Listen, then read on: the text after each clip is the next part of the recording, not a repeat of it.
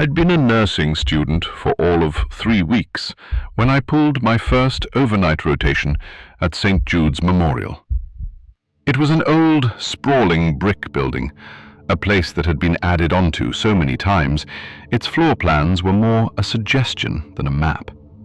The veteran nurses had a saying, "The walls in St. Jude's shift when you're not looking." I thought it was just a joke. My shift was on the 4th floor, the post-op ward. Around 2 a.m., I was sent down to the central supply on the 2nd floor to fetch a specific type of sterile dressing. The hospital was deep in its nocturnal rhythm, a place of hushed voices and the distant electronic sigh of monitors. I stepped into elevator bank C, the oldest set, known for being slow and cantankerous. The doors were heavy brass, the buttons worn down to vague, glowing circles. I pressed 2. The elevator descended with a jolt and a groan, the kind that vibrated up through your shoes. It passed the 3rd floor, and the light above the door flickered. Then, instead of slowing for the 2nd floor, it gave a sudden, weightless lurch and kept going down. A cold knot tightened in my stomach. The basement was as low as it was supposed to go, but the floor indicator needle, a trembling brass arrow, dipped below B. It stopped. The air changed. The familiar antiseptic hospital smell was gone, replaced by a cold, metallic dankness with an undercurrent of something cloying and chemical. Formaldehyde. My breath hitched. The doors didn't open right away. They shuddered as if reluctant. When they finally slid apart, the world on the other side was wrong. It wasn't the bright, sterile hallway of central supply. It was a dim, concrete corridor, painted a grim, industrial green. The lighting was a single, flickering fluorescent tube that cast long, dancing shadows. The air that washed into the elevator car was frigid, raising goosebumps on my arms. And at the end of that short corridor, maybe 20 feet away, was a heavy, stainless steel door with a large, circular handle. Stenciled on it, in stark, black letters, were the words, "Pathology, Morgue, authorized personnel only." My blood ran cold. This was impossible. The morgue was in the sub-basement, connected to elevator bank A, the service elevator. This was bank C. It shouldn't have access. It didn't have access. I stood frozen, my hand gripping the rail inside the elevator.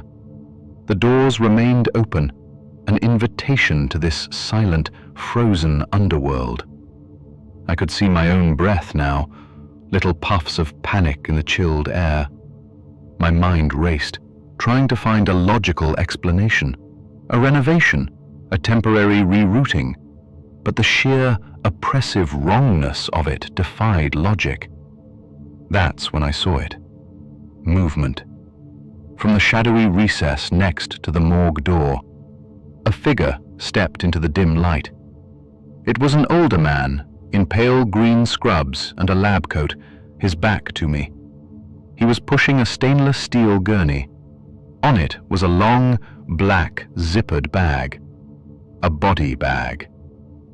He stopped at the morgue door, his hand going to the handle. And then, as if he'd felt my stare, he stopped. He turned his head just slightly, looking back over his shoulder. His face was in shadow, but I could see the pale, waxy texture of his skin. His eyes seemed to catch the flickering light, reflecting it dully. He didn't look surprised. He didn't look anything. His expression was one of vacant, professional assessment. He looked at me, sitting in the elevator car, a terrified nursing student who had stumbled into a place she was never meant to see. Slowly, deliberately, he raised his free hand. Not a wave. It was a gesture, a single, curled finger beckoning me forward. Come. A sound finally escaped my throat, a strangled, guttural gasp. My hand, acting on pure animal instinct, slammed against the door close button. Nothing happened. The doors remained obstinately open, framing the man and his silent cargo. I hammered the button for the 4th floor, for the 2nd, for every floor, my fingers fumbling, slippery with sweat. The man continued to watch me, his finger still curled in that silent, beckoning command.